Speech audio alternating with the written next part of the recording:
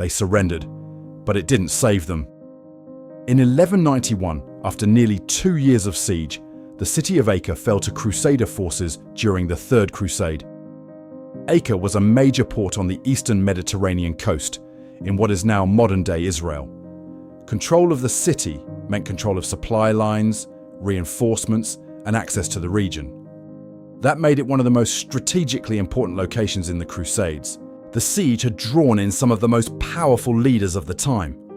On the Crusader side, King Richard III of England, known as Richard the Lionheart, and King Philip II of France were both present.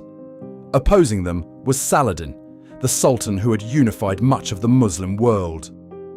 When Acre finally surrendered, thousands of defenders were taken prisoner. Estimates vary, but many sources suggest around 2,500 to 3,000 captives were held. These included soldiers, officials, and others who had been inside the city. At first, there was no immediate violence. Instead, negotiations began.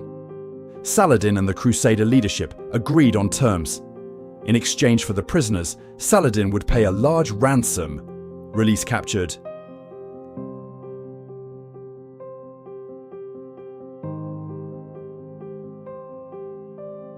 and return a relic believed to be part of the true cross, taken after the Battle of Hattin. On paper, it was a structured agreement, but in reality, it was fragile. The agreement required coordination, time, and trust, something that was already limited after years of conflict. Days passed, then weeks. The ransom was not delivered in full. The prisoners remained in Crusader custody, and the situation became more difficult to manage. Holding thousands of prisoners required food, guards, and constant oversight. At the same time, there was growing uncertainty. Were the terms going to be honored, or was time being used as a delay tactic? From the Crusader perspective, the risk was increasing. From Saladin's side, the situation was also complex. Moving large sums of wealth and coordinating exchanges across a war zone was not simple. Eventually, the negotiations broke down. No final agreement was reached, and the delay led to a decision. King Richard ordered the execution of the prisoners.